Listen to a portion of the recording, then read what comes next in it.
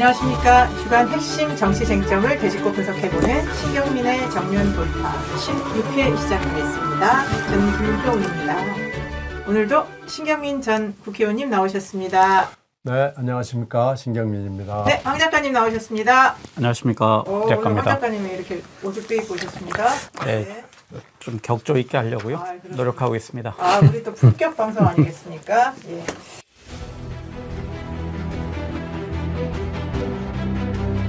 오늘 이제 16회 시작은 요즘 너무 사안이 많아가지고요.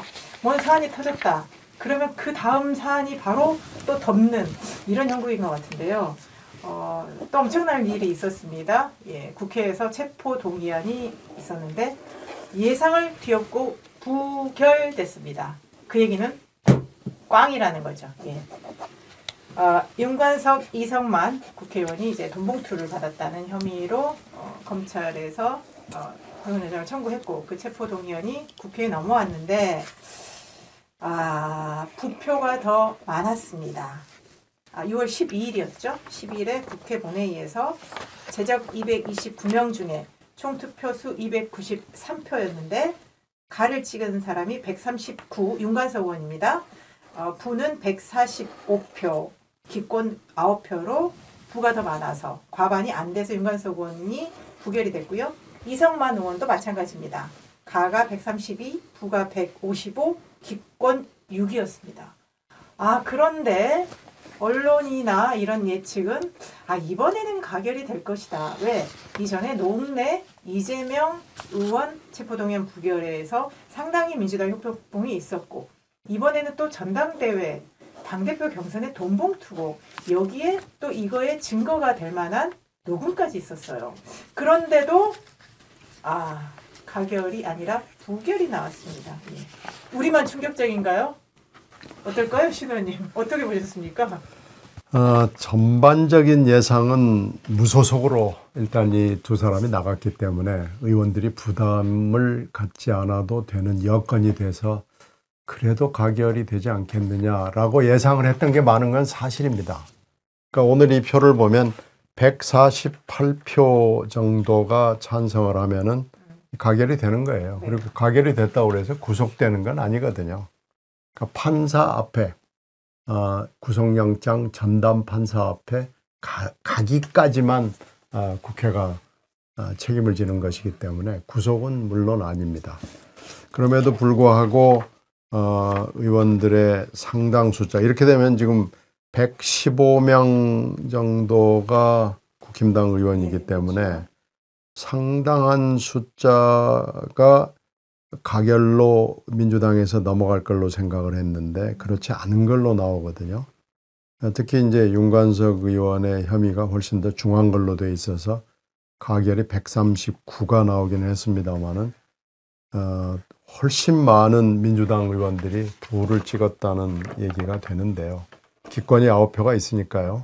결국 부 145, 기권 9 그러면은 154표 정도가 부를 선택한 거나 마찬가지가 됩니다. 그러니까 이렇게 되면은 민주당의 거의 대부분의 의원들이 부를 선택했다는 얘기죠. 이건 지금 여러 가지 분석들은 이제 우리가 조금 더 자세히 얘기하겠습니다만은 국민의 상식이나 국민의 눈높이나 예측과는 좀 동떨어진 결과가 아닌가라고 판단할 수가 있죠. 그렇게 평가를 할 수밖에 없고요. 이 사건의 특징이 있습니다. 제일 큰 특징은 다른 여러 가지 사건과는 다르게 녹음이 계속해서 한 달이 넘도록 관련되는 의원들하고 이정근 사무부총장, 강내구 감사와의 그 녹음이 하이라이트가 계속해서 아침 저녁 방송에 한 달이 넘도록 나왔다는 것이 큰 특징 중에 하나죠. 이런 사건은 좀 드뭅니다. 특히 이 녹음이 어떻게 해서 넘어가게 됐느냐는 논란이 있습니다만은 이정근 사무부총장 쪽에서 하여튼 어떻게든지 어떤 경로인지는 모르지만 녹취가 돼서 흘러나온 것이기 때문에 이정근 사무부총장이 이걸 부인하지 못하는 걸로 봐서 이게 진품인 것이 뭐 확실한 거고요. 특히 강내구 감사도 이걸 부인하지 않아요. 이런 걸로 봐서 이 녹음이 계속해서 나왔다는 거에서 국민들이 두 의원에 대해서 이건 빼도 박도 못하는 혐의를 받고 있다라고 이미 판정을 내리고 판결까지 내린 상황이기 때문에 국회가 특히 민주당의 대부분의 의원들이 이거에 대해서 이런 판단을 내렸다는 거에서 아마 여러 가지 비판적인 아마 비난 내지는 심지어는 욕설까지 할 가능성이 굉장히 높기 때문에요. 이러려고 다수당이 됐냐라는 비난을 했을 때 민주당이 이것을 회피해 갈 수 있는 방법은 저는 없다고 봅니다. 근데 또 윤관석 의원이나 이성만 의원은 강하게 주장하는 게 나는 전혀 그런 거를 받거나 전달한 적도 없다 그랬고, 윤관석 의원 같은 경우도 녹취 파일 자체가 뭔가 잘못된 것이다, 증거 능력이 없다라고 계속 얘기를 하거든요. 본인이 목소리가 나와서 아유 뭐 나 이랬는데 뭐 뺏겼어 하하하 뭐 이런 얘기까지 나왔음에도 불구하고 이제 사람들의 통화조차도 그런 진위의 대상이 돼야 되고, 마치 그런 거잖아요. 그러면 지금 이정근 강내구냐 두 사람끼리 경선 잘해보자고 서로 막 부풀리면서 돈 뭐 해야 되는 거 아니야? 이제 그런 식의 사건처럼 지금 가버리고 있는데, 황 작가님 갑자기 이게 어떤 미스테리한 사건이 돼버렸어요. 그러면 황 작가님도 지금 이 체포동의안 이 부결, 이게 국민 상식과 실제 그러면 국회 안에서의 논리, 지금 이게 충돌되는 거 아니겠습니까? 저도 가결될 거라고 봤던 사람으로서요. 이 표결 결과가 나오고 나서 상당히 당혹스러웠고 민주당이 점점 더 국민들의 일반적인 정서와는 더 동떨어지는 그런 모습을 보여주고 있다고 생각하고, 이번 표결의 결과에 그 근저에는 두 가지 이유가 있는 것 같습니다. 제가 보기엔 첫 번째는 다른 캠프에 참여했더라도, 그러니까 지금 돈 봉투를 받은 것으로 알려져 있는 20여 명의 검찰은 특정하고 있는 것으로 알려져 있는 정치인 이외에 타 캠프에 있던 사람들도 그 당시 선거가 아마 혼탁해서 돈 봉투에 관련돼서 우리도 나중에 대상이 될 수 있다라는 두려움을 가진 것 같고요. 두 번째는 오늘 선거 이 투표 결과를 통해서 민주당이 박강원 원내대표 체제로 새롭게 태어나면서 지난 5월 14일 날 김남국 의원 사건이 그 언저리에 5월 5일 날 터져서 계속적으로 당의 혁신을 외쳤거든요. 하지만 과연 당의 혁신을 외치는 정당에 소속된 국회의원들의 표결이라고는 믿을 수 없는 그런 결과 나와서 국민들의 분노는 점점 커질 것 같습니다. 그러면 신원님, 그러면 어쨌든 지금 3번의 체포동의안이 어쨌든 부결이 되면서, 그러면 지금 민주당이 얘기하고 있는 정말 이거는 검찰의 정치 탄압이다, 기획수사다, 민주당 죽이기다, 이런 것들이 어느 정도 민주당 안의 의원들 사이에서는 공감이 있으면서 이재명 대표 입장에서는 이번에 좀 뭔가 우리가 똘똘 뭉쳤다, 뭔가 우리 민주당 힘을 보여줬다라고도 또 해석할 수 있지 않을까요? 앞으로 아직 당의 그렇죠. 민주당에서 어떤 반응들이 나오는지 모르겠는데 어떻게 나올 것 같아요? 일단 당의 입장하고 검찰의 입장을 우리가 좀 분석을 해봐야 될 필요가 있는데요. 그 전에 지금 녹음이 엉터리다 라는 부분에 대해서 얘기를 하면, 이것을 검찰이 지금 계속 보강 확인 작업을 하고 있어가지고 이 돈 봉투를 나눈 것으로 알려지고 있는 외통위 소회의실 안에는 CCTV가 돌아가지 않기 때문에 회의할 때 외에는 돌아가지 않으니까요. 소회의실 바깥, 그리고 의원회관 사무실 등등, 그리고 그 SNS랄지 여러 가지를 지금 체크를 하고 있는데, 이것을 지금 검찰이 슬쩍 흘리는 걸로 보면은 29명의 출입 기록을 국회에다 요청을 했고 구체적으로 이름까지 다 나옵니다. 네. 이 의원들의 동선이나 여러 가지가 나와서 이 녹음이 잘못된 것이다, 부풀려진 것이다, 이정근과 강내구의 말하자면 오바다라고 하는 거에 대해서는 확인 작업을 하고 있어서 이 주장이 계속 유지될 수 있을지는 잘 모르겠습니다. 그래서 이건 하나 좀 분명히 해둬야 되고요. 그래서 이걸 검찰이 어디까지 입증을 해낼지가 지금 하나 관건이고요. 검찰은 오늘의 그 부결로 해서 어떻게 보면은 사실 정치적 부담은 다 털었습니다. 이제 이렇게 해서 이 두 분에 대한 두 의원에 대한 게 부결이 됐기 때문에 한 현역 의원 20명 그리고 당직자들이 얼마인지 모르지만 아마 그 비슷한 숫자가 될 것 같아요. 이분들에 대한 수사에 바로 들어가게 될 거고요. 이 중에서 체포동의안을 보내야 될 사람이 있을지는 모르겠습니다만은 안 보내도 이제 큰 부담이 없고 보내도 큰 부담이 없는 거예요.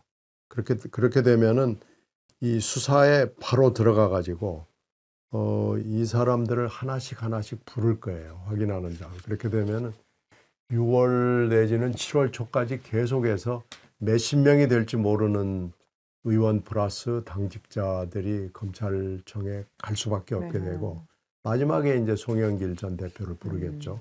이렇게 돼서 검찰은 지금 쓸 수 있는 패가 너무나 많아졌다. 정치적 부담은 다 덜어냈다. 지금 이렇게 보여지고요. 검찰은 오히려 내부적으로 부결을 더 원했는지도 모르는데 부결이 안 될 것 같은데 부결이 안 되면 어떡하나, 가결이 되면 어떡하나, 이게 판사 앞에 가서 영장이 기각되면 어떡하나 하고 이런 것들을 굉장히 걱정을 하고 있었을 것 같아요. 당은 금방 황 작가께서 말씀하신 대로 이재명 대표가 굉장히 아마 안도를 하게 될 것 같습니다. 드디어 이 검찰 수사가 정치적이니까 검찰 수사 앞에서 당이 똘똘 뭉치는 모습을 보여줬다라는 데 대해서 굉장히 안심을 할 거고 혹시 본인에게 이재명 대표 본인에게 올 2차 체포동의안에 대해서도 이 정도면은 조금 안심하는 쪽으로 생각해도 되겠다라고 그래서 오늘 그 월요일 날에 이 체포동의안 6월 12일에 네. 체포동의안에 대해서 이재명 대표는 굉장히 평가가 좋을 것 같아요. 그런데 이제 문제는 이렇게 국민 눈높이와 상식과 예측을 벗어나면 민주당 의원들이 소수파가 돼버리거든요. 이게 이제 당에 매우 큰 부담을 주는 거죠.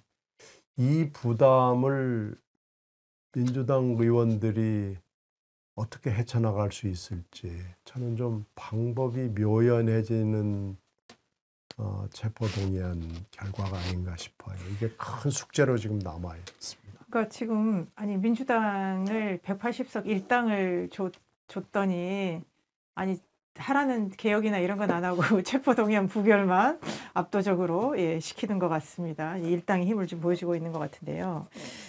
근데 이제 또 특히 이제 체포동의안 같은 경우 또 국회의원들은 또 동료 의원이라는 동료의식이 있지 않습니까? 사실 공과 사는 좀 구분을 해야 되는데 그리고 지난번에 노웅래 의원 표결 때도 돈봉투가 부스럭거리는 소리가 어쩌고저쩌고 이런 얘기 했고 이번에도 한동훈 장관이 보십시오. 여기 있는 여러분들 20명이 캐스팅 보트처럼 지금 이렇게 하고 있을 때입니까? 이제 앞으로 당신들한테도 이게 간다라는 식으로 하면서 막 항의도 받고 그랬거든요.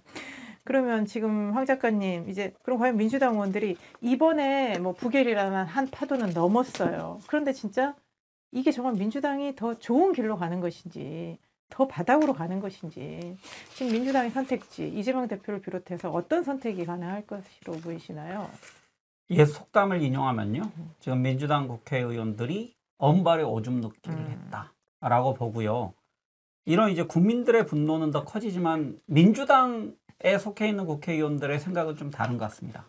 그러니까 내가 만약에 검찰에 의해서 돈을 수수한 자로 특정돼서 언론에 공개되면 공천은 멀어진다. 그러므로 이재명 대표가 시간 끌기 해서 본인의 사법 리스크를 계속적으로 차후 대선까지 끌고 가려고 하는 것처럼 그걸 저는 학습했다고 생각해요. 민주당 국회의원들이. 그래서 나도 공천까지 이걸 끌고 가고 이를 검찰의 잘못된 판단, 잘못된 수사로 만약에 국민들 시야에 보이게 만든다면 내가 공천 받는데 지장이 없다.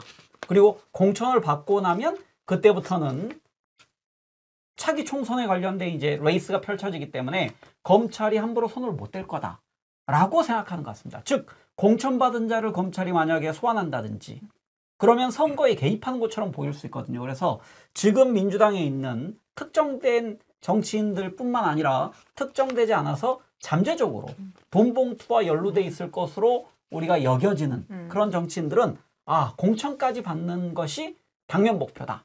그래서 지금 이재명 대표와 친묵 간망파에 속해 있다 하더라도 5월 동주를 선택할 수밖에 없는 상황. 그래서 2월 12일에 표결 결과가 이렇게 나왔다고 생각하고, 하지만 국민들의 비난은 더 거세질 것 같습니다. 여론조사에 잡히지 않는 민주당은 더 이상 혁신이 없는, 도덕성과는 거리가 먼, 즉 양이 원형이 꿈꾸는 그런 정당이 됐습니다. 아니 그래서 지금 민주당 의원이나 이제 국회의원들이 아니 구속되면 이제 나만 바보다 이제 이런 생각이 있을 거 아닙니까? 그러니까 버티는 거고, 지금 보면 조국 장관 전 장관의 출마설 계속 나오지 않습니까? 1심에서 유죄를 받아도 뭐 민주당은 정말 알 수 없어, 대법까지는 최종 판결까지는 너무 선심을 쓰잖아요. 그러면 정말 의원들도 어쨌든 이 위기만 모면하고 말씀하신 것처럼 공천 받아서 내가 당선만 되면 나는 또 그걸로 인해서 나의 사법적인 문제들을 헤쳐나갈 수 있다. 이게 상당히 지금 민주당의 일종의 효율적인 모범 답안? 사법에 대응하는 하나의 모범 답안을 이제 학습하고 공유하게 된 상황이 됐습니다. 지금 그런 것 그리고 같습니다. 노웅래 의원도 그렇고 이재명 대표도 그렇고 이번에 윤관석, 이성만 의원이 계속적으로 부결됐기 때문에요. 민주당에서는 국회에서는 우리는 체포동의안은 무조건 오면 부결시킨다. 국민들의 일반 대중의 여론과 관계없이 우리는 부결시킨다. 그리고 일단 부결이 되면 또 이 사안이 국민적 관심사에 좀 멀어지기 때문에 일단은 거기에서 내가 대처할 시간을 벗는다. 이렇게 가는 것 같은데,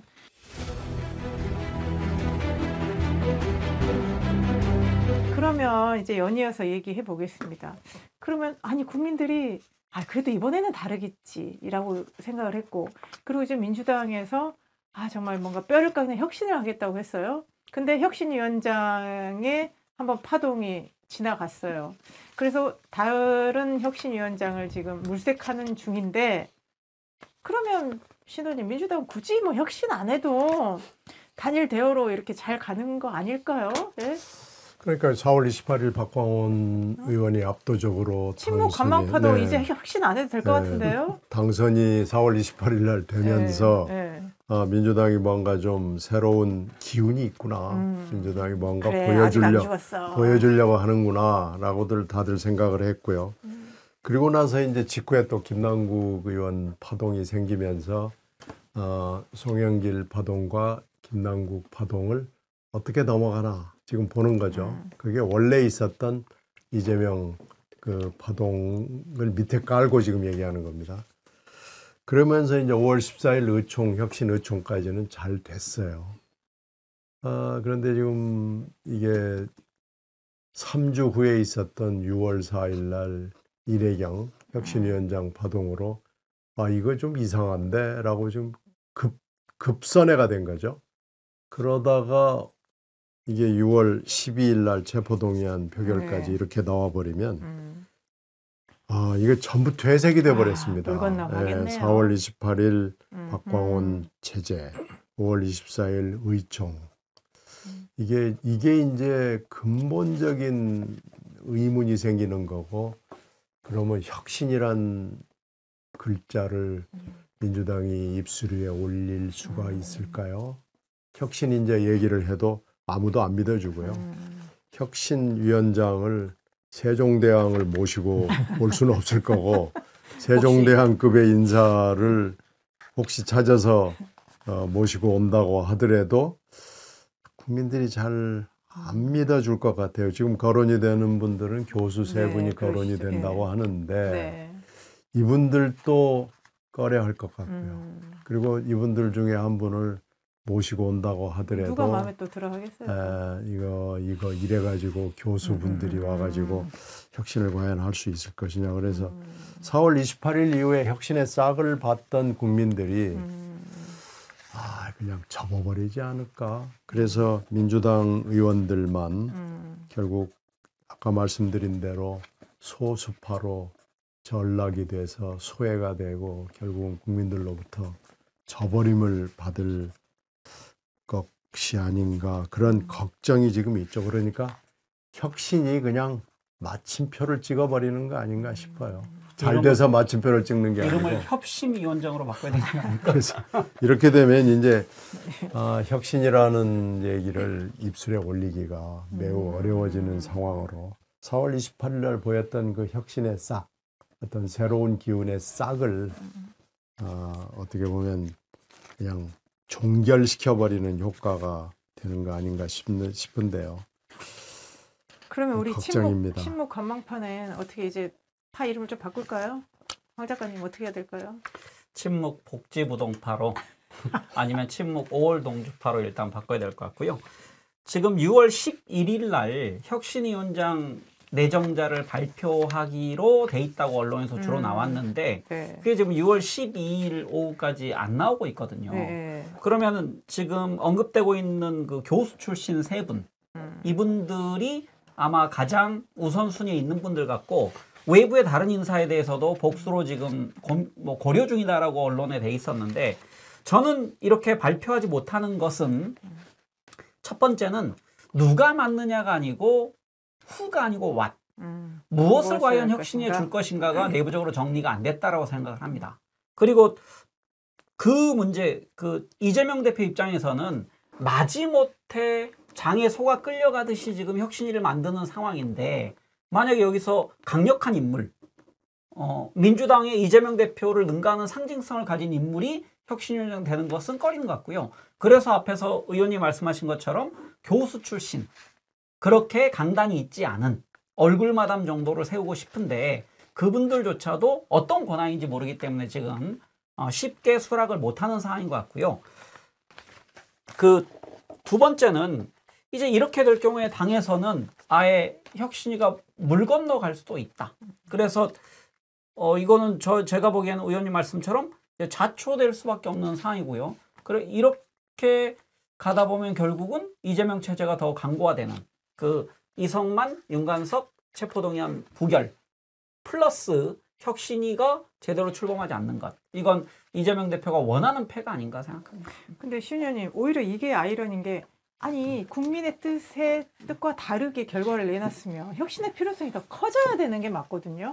전 민주당 이래야 됩니까? 달라지십시오의 요구는 더 높아지는데 오히려 이게 혁신을 안 해도 되는 혁신을 꺾는 동력이 된다는 것도 좀 이해가 안 되고 친목 관망파에 대해서 한 말씀 하셔야 되지 않겠습니까?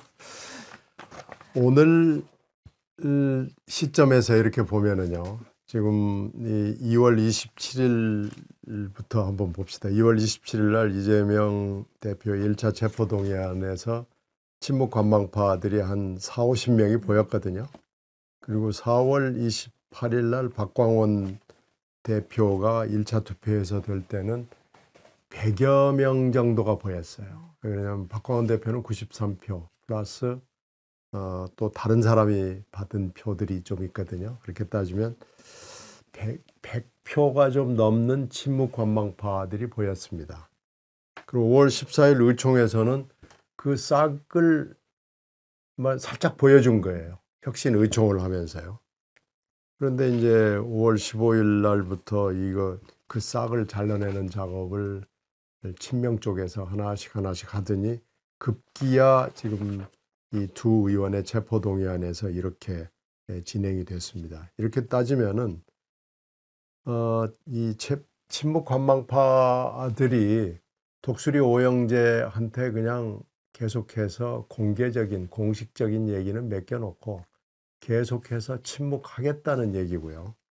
그리고 검찰 수사가 두려운 나머지 친목 관망을 계속하는 것이 그리고 친명 쪽의 논리에 따라가는 것이 본인들의 일신을 위해서 안녕을 위해서 편하다고 판단을 하는 거죠. 그러니까 계속해서 친목 관망을 하겠다는 얘기인데요.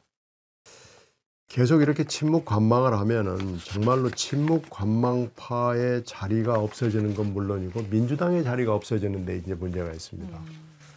특히 뭐 호남은 좀 잘 모르겠습니다만은 수도권에서는 친목 관망 해가지고는 자리가 없습니다. 이렇게 되면은 아무리 윤석열 행정부가 또 국힘당이 뭐 엉망으로 이 정치를 해나가고 행정을 해나간다고 하더라도 윤석열 정부를 욕할 자격이 민주당에 있느냐라고 수도권에 있는 굉장히 비판적인 유권자들이 지적을 할 경우에 할 얘기가 없어지는 거예요. 이렇게 되면은 친문 관망파를 위한 수도권은 이미 자리가 위태위태하게 되는 거고요. 이렇게 되면은 호남에서도 굉장히 의식적인 유권자들이 민주당은 좀 이상하다. 민주당 지금 뭐 하고 있느냐라는 만약에 움직임이 일어날 경우에 이 꼼짝을 못 합니다. 호남이 지금 여러 개 신뢰할 수 있는 여론조사를 보면은 젊은이들이 이탈을 하고 있고 총체적인 숫자도 그렇게 좋지 않습니다. 호남에서 지배적인 위치를 민주당이 차지하려면은 60% 지지도를 넘겨야 되거든요. 지금 뚝 떨어졌거든요. 20 가까운 숫자가 쭉 떨어지고 있기 때문에 호남도 안심하지 못하는 상황이 됩니다. 이렇게 되면은 총선에서 지금 현재 오늘 투표를 한다고 그러면은 어떻게 괜찮을지 모르지만 지금 이런 식으로 의원들을 계속 불러댈 거죠. 물론 검찰이 밉죠. 검찰이 지금 하는 행태가 정치 검찰이죠. 그럼에도 불구하고 계속 의원들 불러낼 거죠. 또 당직자들 불러낼 거죠. 또 하나 두려운 것은 대표급, 역대 민주당 대표급을 시리즈로 조사를 할 가능성이 높습니다. 벌써 이해찬 대표 뭐 한 건 지금 나와 있죠. 그리고 추미애 대표도 전현희 권익위원장 감사를 하면서 슬쩍 추미애 의원 건이 올라가 있습니다. 예, 그거는 또 본격적으로 이따 다뤄봐야 될 것 같아요. 네, 그렇죠. 그러니까 대표급도 부르겠다라는 검찰의 의지가 지금 나타난 겁니다. 이렇게 되면 민주당에게 매우 부담스러운 상황이 앞으로 전개될 수 있습니다. 네, 오늘 첫 번째 시간에서는 이제 지금 민주당의 체포동의안에 대해서 알아봤고요. 그렇지만 부결이 됐다고 해서 혁신의 싹이 이게 죽는 계기가 아니라 혁신은 선택이 아니라 필수다. 그것이 국민들이 원하는 것이다를 다시 한번 상기하면서 앞으로 민주당이 어떤 선택을 하고 어떤 길을 갈지 우리 함께 지켜보도록 하겠습니다.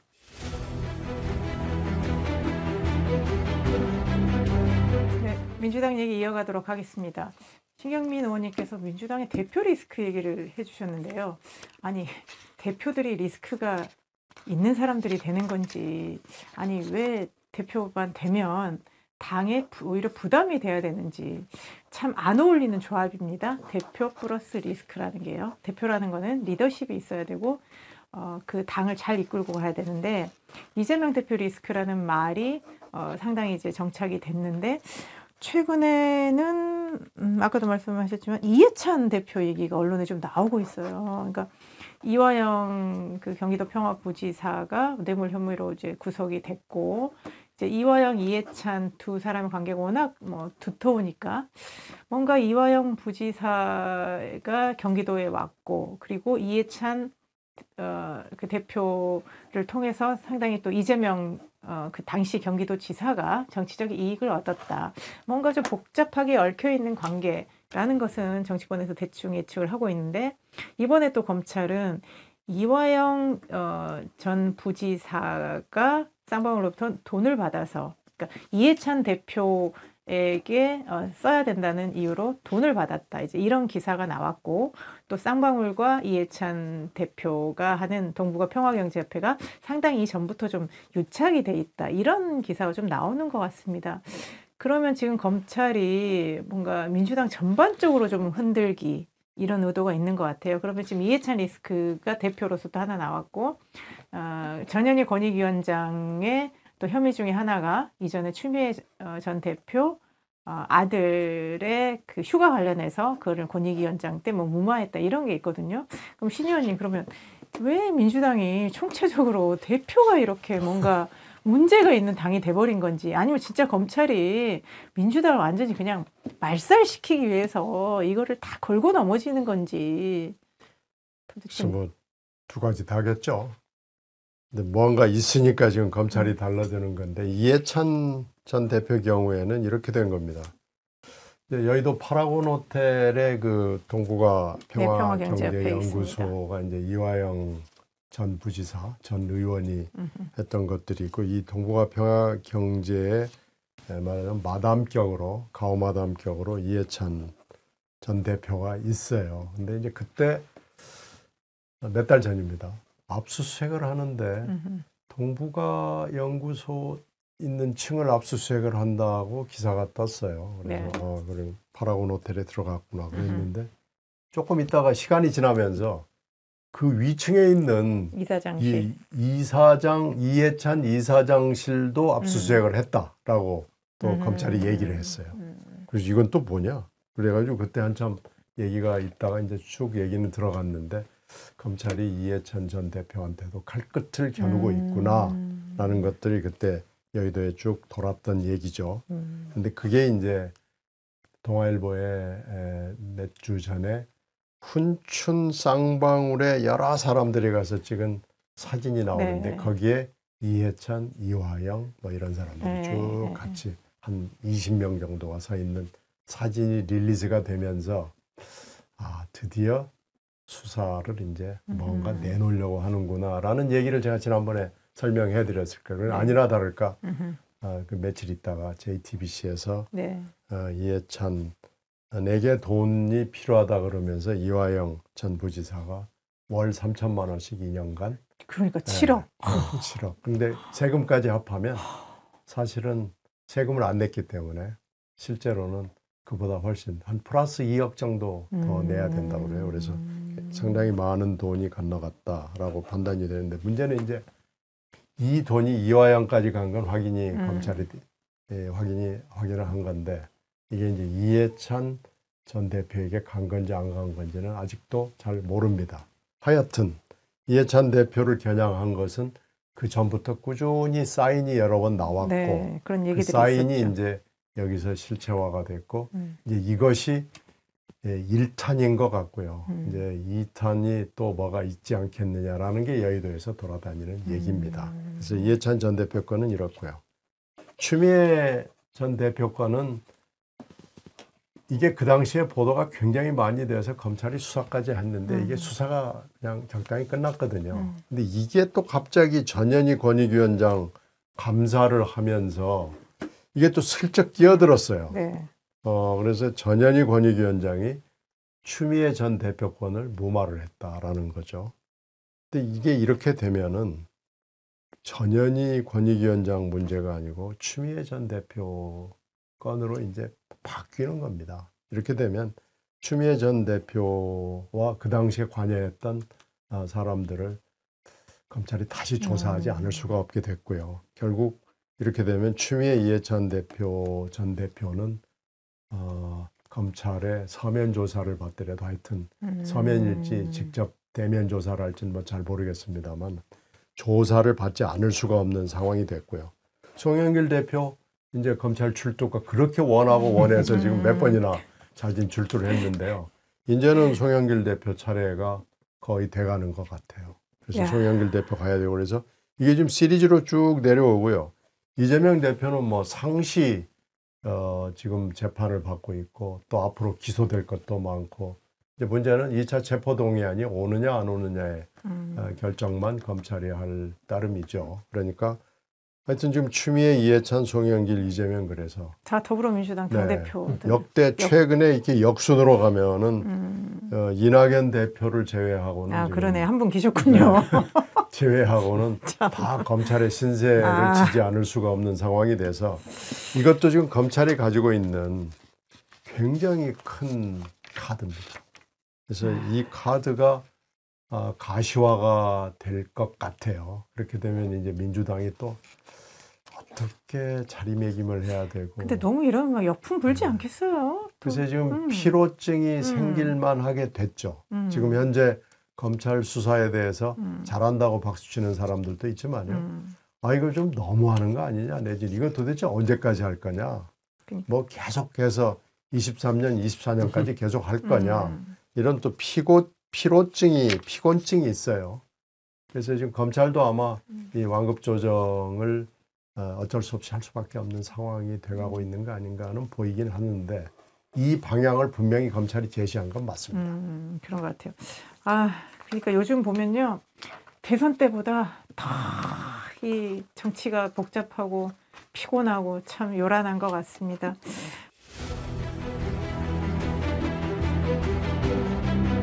아, 그 다음 얘기는 우리 황 작가님이 좋아하는 우리 정청래 최고위원 얘기 좀 해볼게요. 네, 제가 정청래 최고위원 좋으셔죠. 네. 아, 상임위원장 좀 하면 어때요? 아니 2년 못했잖아요. 그 행안위원장을 주지. 그걸 그렇게 안 줘가지고 의총에서 드디어 정청래 의원이 선당후사라는 말을 쓰면서 행안위원장을 포기했습니다. 박강원 원내대표는 주고 싶었는데, 칭찬하시죠. 예. 네, 주고 싶었는데 주변에 동료 국회의원들이 정청래에겐 도저히 맡길 수 없다라는 동료 평가, 피어 프레셔가 작동한 네. 것 같습니다. 저는 이제 두 가지 관점에서 봤는데요. 첫 번째는 그럼 정청래 의원이 왜 이렇게 지금 선당후사라는 구호를 외치면서 상임위원장 맡지 않겠다고 얘기했느냐. 가장 큰 건 이재명 대표가 버렸다고 생각합니다. 그러니까 본인은 국회 본회의장에서 이재명 대표 옆에 앉아서 뭐 얘기 나누고 함께 웃고 그러면서 굉장히 친한 척하지만 실은 이재명 대표가 정청래 의원 별로 안 좋아하는 것 같아요. 별로 도움이 안 되잖아요. 네, 그리고 정청래 의원도 이재명 대표를 지금 팔고 뭐 순망치한론까지 내세우면서 내가 안에 있는 소중한 치아를 내가 지켜야 한다. 그래서 입술인 나를 보호해 주세요라고 얘기했지만 이재명 대표는 입술로 얘기하지 않는 것 같습니다. 좀 불결하게 생각하는 것 같고요. 그래서 결국은 이재명 대표로부터 버림받았다. 라는 게 저의 첫 번째 생각이고요. 두 번째는 그럼 이런 상임위원장에 관련된 뭐 법적 소송까지 예고했던 정청래 의원이 남긴 게 무엇인가? 5만 개딸 남겼잖아요. 5만. 아니 인구 1,000만, 1,500만밖에 안 되던 조선시대에도 10만 양병설이 있습니다. 네. 근데 어디 5만 가지고 이렇게 하려고 합니까? 그렇지. 그러니까 옛날에 상소도 10,000명은 있었어. 그 만인서라고. 정청래 의원이 5만을 동원한 건 철저하게 오만하다. 네. 아, 진짜. 말장난을 우리 둘이 딱 정청래 맞잖아. 의원의 평소에 그 유튜브에 의존하는 것 그리고 개딸에게 의존하는 전형을 보였다 생각하고요. 결국은 당에서 깊은 상처밖에 안 남겼다고 생각합니다. 그리고 저는 이 부분은 좀 칭찬하고 싶어요. 지금 박강원 원내대표 체제에서 상임위원장 배분에 있어서 현 지도부 즉 대표나 최고위원이나 사무총장이나 뭐 정책위의장 그리고 전직 장관 그리고 전 원내대표 등은 상임위원장을 맡지 않는다. 이 정도는 해야 다른 정치인들에게도 기회가 돌아가고 그들의 역량을 발휘할 수 있는 그런 계기가 된다고 생각하고요. 그런 면에서는 좋은 룰이 이번에 세팅됐다고 생각합니다. 근데 그건 기본인데 안 그래요, 솔직히. 이거 칭찬할 일은 아니잖아요. 그러니까 정청래 의원은 이 싸움에서 본인이 이길 거라 생각을 했어요. 왜냐하면 정청래 의원이 무슨 구호를 내세우고 그러면 유튜버들이 절대적으로 여기에 응원을 해주거든요. 근데 이제 관건은 지금 대표가 여기에 대해서 시큰둥한 거죠. 아, 그치. 그러니까 대표 사인이 좀 그랬구나. 그래서 지금 선당후사를 외쳐서 마치 본인이 대인배인 척 코스프레를 하지만 굉장히 찝찝할 겁니다. 그리고 정청래 의원과 이 대표 사이에 헤어질 날은 멀지 않았다라는 게 저의 생각입니다. 그러니까요. 아유, 어쨌든 그나마 민주당이 원내에서 원칙을 지켰다. 참 칭찬할 일은 아닌데 어쨌든 그래도 칭찬하면서 하나만 제가 추가할까요? 그럼 이런 당내 분란을 야기시켰던 정청래 의원에 대해서는 공천 과정에서 저는 감점 처리해야 된다고 생각합니다. 주변 동료 국회의원들을 이렇게 혼란스럽게 만들었던 데 대해서 감점. 그런가요? 아니, 공천 탈락. 근데 이게 제 주장입니다. 요즘은 또 그거 나오잖아요. 아니 왜 자꾸 당의 대표를 물러나라고 얘기하는 이상민 의원 이런 사람을 징계해야 된다. 또 뭐 이런 얘기들 마치 무슨 뭐 당내 뭐 다수의 의견인 것처럼 뭐 이제 그런 얘기들도 있더라고. 그래서 앞으로 필요할 것 같아요. 그러니까 지금 뭐 현역 의원 평가나 공천 이거 평가할 때 무슨 현수막을 많이 달았네 어쩐데 이런 거 말고 그죠? 이제 마이너스 요인들을 잘 좀 해야 될 것 같아요. 예. 그래서 그 상임위원장이 누가 될지 지켜보도록 하겠습니다.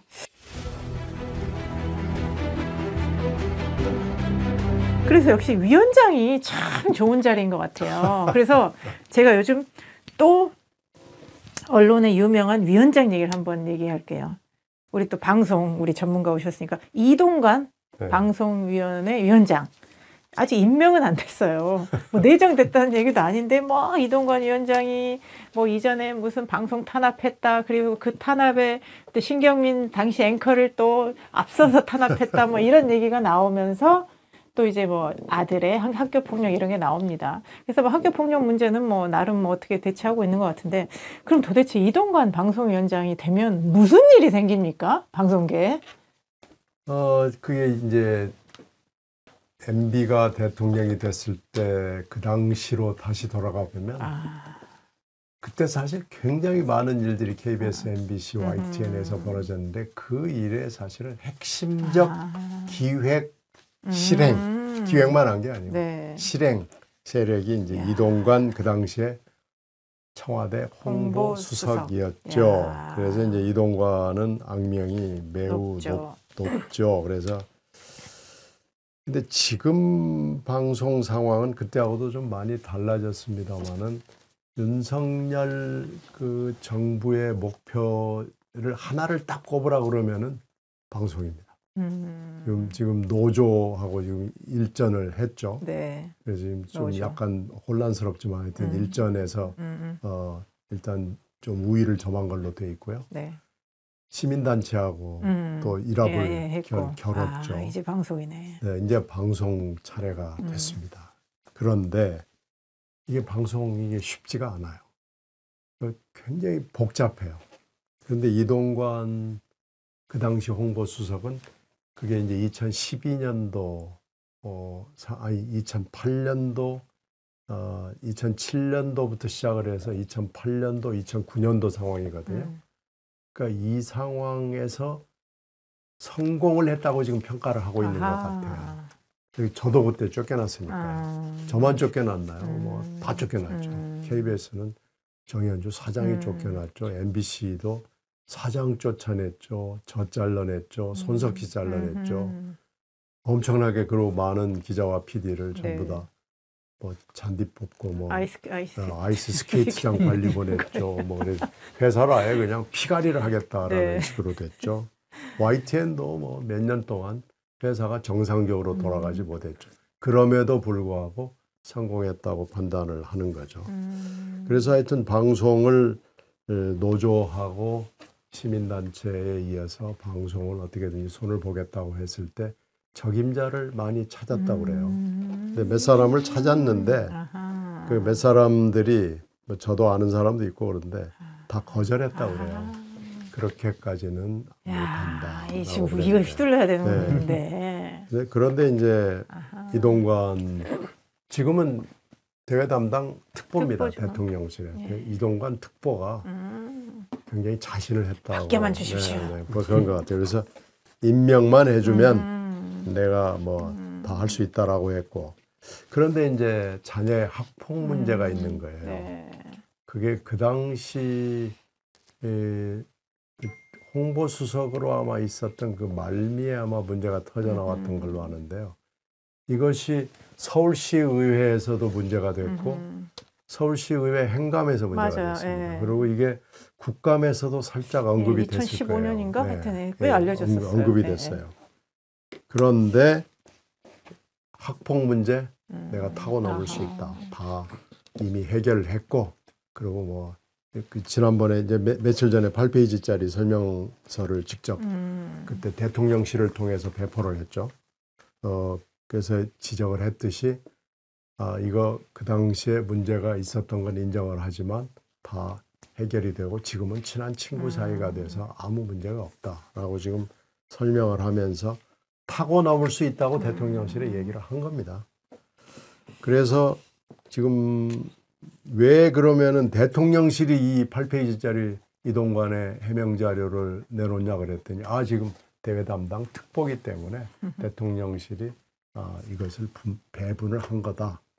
프레스 릴리즈를 한 거다라고 설명을 하는데요. 사실은 임명한 거나 마찬가지죠. 그러니까요. 그 프레스 릴리즈를 대통령실이 직접 했기 때문에요. 그렇죠. 그 특보인데. 네. 그렇게 되면은 이제 임명 절차만 남은 것 같고요. 청문회에서 이제 어떻게 될지 잘 모르겠습니다만은 정말로 이동관 특보가 얘기하는 대로 타고 넘을 수 있는 건지는 모르겠는데요. 그것이 지금 앞으로 또 이제 언제가 될지 모르겠습니다만 굉장히 큰 이슈가 될 수밖에 없고 예. 정순신 문제가 없었더라면 또 좀 달랐을 수도 있어요. 그리고 더 글로리라는 드라마가 없었더라면 또 문제가 달랐을 수도 있는데요. 또 하나 잠복돼 있는 문제는 학폭 피해자가 이제 더 있다는 거죠. 그래서 이제 그 사람들이 또 원래 지금 문제가 됐던 행감과 국감에서 문제가 됐던 학폭 피해자 말고 다른 피해자들이 또 어떤 태도를 취할지 그것도 지금 관전 포인트고 그래서요. 타고 넘을 수 있느냐가 지금 관건입니다. 그러니까 이동관 위원장 논란은 뭐 아직 임명이 안 됐고 또한 다음 주 정도면 또 뭔가 임명을 하거나 새로운 사안이 발생할 것 같으니까요. 예, 이동관 위원장 얘기는 그때 좀 더 자세히 하도록 하고요. 황 작가님 아시겠지만 예, 다음 주제로 마지막 주제로 넘어가겠습니다.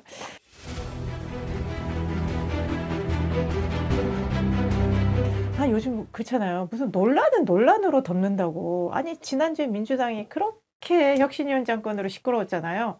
근데 그게 며칠 못 가고요. 또 이 이슈를 덮는 이슈가 우리 이재명 당대표가 또 있었습니다. 예. 주중 대사를 만났는데 15분 동안 일장 연설을 듣고 한마디도 못하는 장면이 나왔습니다. 그래서 와글와글 했어요. 근데 또 한편으로는 아니 그러면 이재명 대표가 그 주중대사 얘기하고 있는데 거기서 자리 박차고 나가서 뭐 분란을 일으켜야 되겠냐? 그냥 들어주면서 할 말은 했다. 또 뭐 이렇게도 볼 수도 있는 것 같은데 지금 이재명 주중대사 뭘 잘못했습니까? 이재명 대표가 주중대사하고 뭘 잘못했습니까, 황 작가님? 하나 바로 잡아야 될 게 주중대사라기보다는 주한 중국대사. 죄송합니다. 네. 주중대사면 중국에 가 계셔야 되는데 주한 중국대사와의 만남이 죄송합니다. 제가 약간 지금 네. 중국 음식이 좀 고팠나 봅니다. 네, 짜장 드세요. 그 큰 논란을 일으켰는데요. 제가 이제 방송에서 말씀드렸던 5가지 문제를 제 나름대로 지적하면 우와. 첫 번째는 그 중국 측의 일방적인 주장이 이어졌는데 여기에 대해서 속수무책, 즉 견제하거나 대안을 제시하지 않고 혹은 그 자리에서 바로잡지 못했다라는 게 큰 문제가 되는 것 같고요. 두 번째는 그럼 왜 그럼 거기에 응했을까? 외교를 지금 한반도 주변의 외교 문제를 정략적, 개인적 정치적으로 이용하고자 하는 야심이 있었다고 생각합니다. 이게 문제였고요. 세 번째는 민주당이 여기에 이제 편승하면서 생중계를 하려고 했습니다.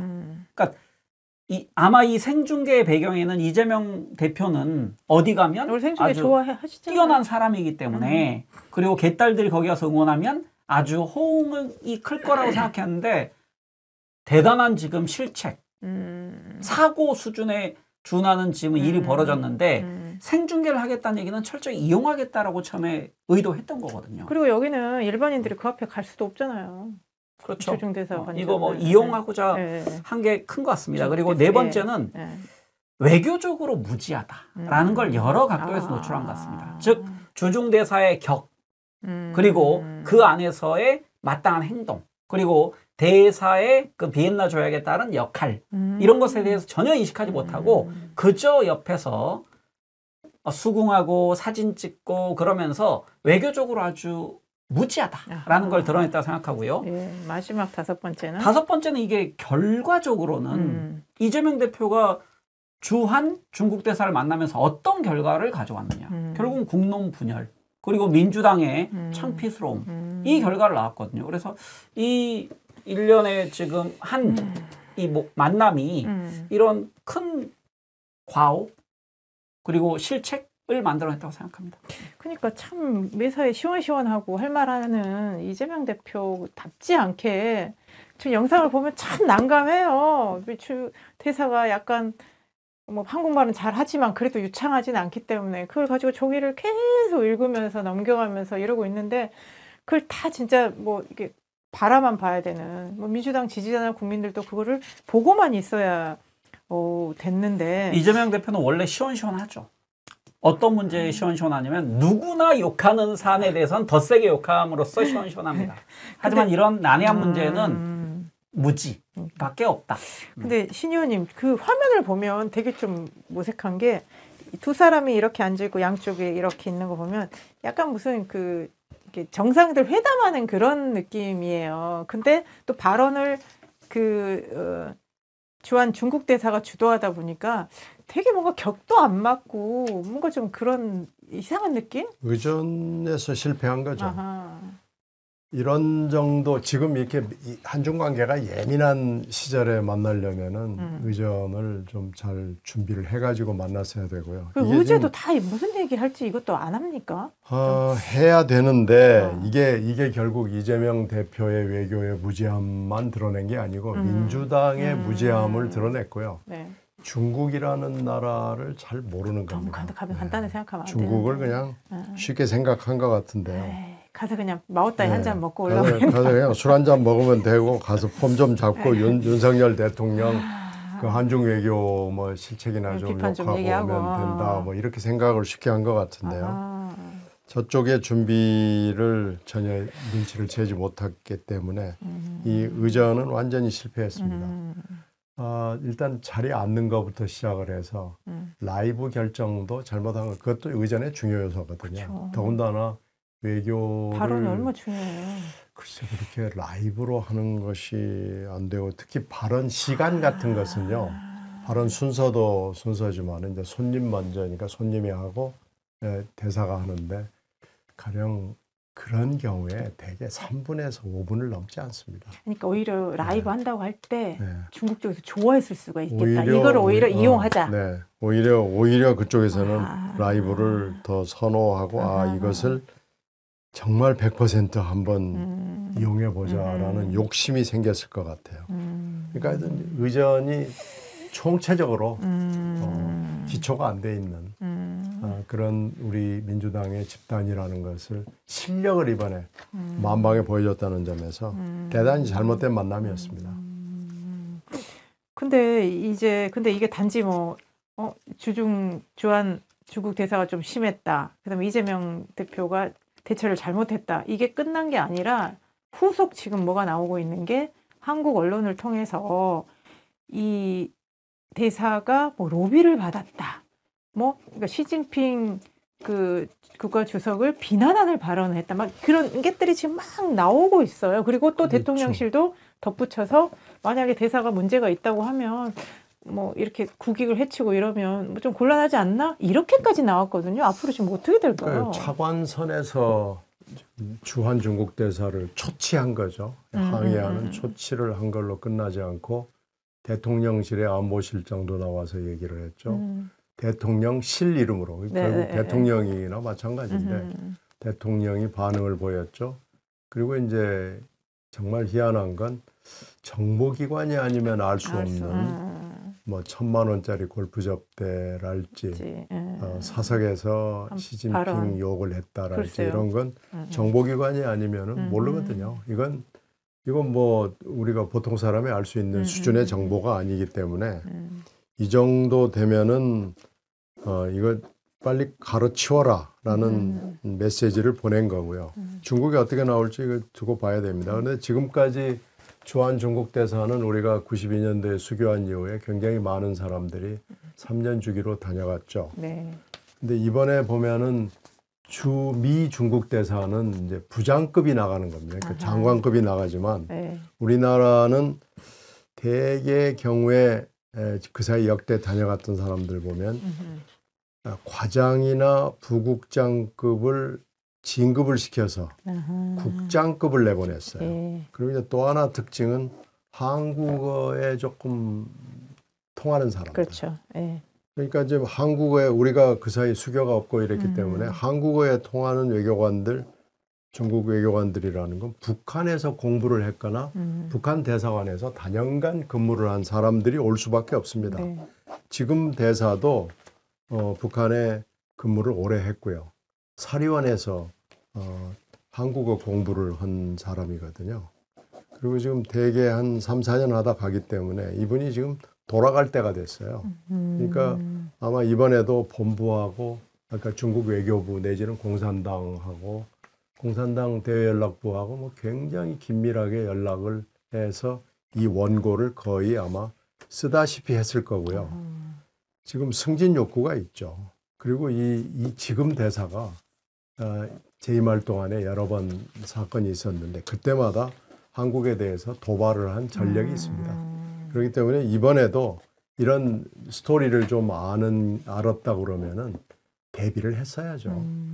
제일 좋은 건 사실은 중국 대사관에서의 만찬을 안 하거나 굳이 만찬을 하고 싶었으면 어디 시내에 있는 중국 음식점에서 하는 거 아니면 정말 순수하게 한국 음식점으로 하든지 국회로 부르든지 이렇게 했더라면 좋았고 더군다나 라이브 방송은 아예 처음부터 생각을 안 했던 것이 좋은 것 같아요. 근데 이번에 어떻게 보면 멍석에다가 양탄자까지 깔아준 격이 돼가지고 실수를 한 겁니다. 그러니까 주한 중국 대사 입장에서는 아이고 이렇게 좋은 기회가 있을까 싶어가지고 뭐 아마 승진 욕구가 있었을 건데요. 이게 이제 너무 많이 뛰어가지고 이런 정보까지도 한국 언론에 보도가 되고 그래서 본인이 제주를 좀 너무 많이 넘었다 이렇게 아마 자평을 할 것 같아요. 그러니까요. 의원님, 이낙연 대표님의 대한민국 생존 전략이라는 책에 기술되어 있는 그 외교적인 성과들 네. 그런 것에 대한 약간의 경쟁 의식은 여기 없었을까요? 이재명 대표가. 글쎄요. 그 책은 안 봤겠지만 그 책의 내용을 대충 설명을 듣고 이낙연 전 대표보다는 내가 좀 나아야 되는 거 아니야? 이런 생각을 했을 가능성은 뭐 전 충분히 있다고 봅니다. 그러니까 좀 마음이 급했을 것 같아요. 이제 지금 사실 윤석열 정부가 잘하는 것도 없는데 뭔가 외교를 성과로 나름 지지율을 바치고 있는 것 같고 그리고 이제 민주당은 또 후쿠시마 오염수 관련해서 좀 세게 싸우고 있기 때문에 오히려 뭔가 중국 쪽이 외교를 통해서 내가 뭔가 실력을 좀 보여주려고 하는 그 욕심이 약간 좀 어긋난 거 같다는 생각이 듭니다. 이재명 덧붙일 말씀 대표는 있으시면 이재명 대표는 그 얘기를 하고 있습니다. 야당의 외교적 노력을 정부가 너무 폄하하고 있다 그랬는데 분명히 여기서 문제점이 드러났고요. 그리고 공론 분열 그리고 결국은 한중 관계 갈등을 더 크게 만드는 그런 부정적 영향이 있었다 생각하고요. 외교적 금원 하나를 소개하도록 하겠습니다. 미국의 상원 외교위원장을 역임했던 아서 반덴버그의 정치는 국경 앞에서 멈춘다. 이 얘기는 뭐냐면 국경을 넘어선 순간 여야 가리지 않고 국익을 우선시하는 그런 태도를 보여야 되는데 그걸 망각한 것 같습니다. 여러분들 궁금해하실까 봐 영어로 제가 좀 읽어드리겠습니다. Politics stops at the water's edge.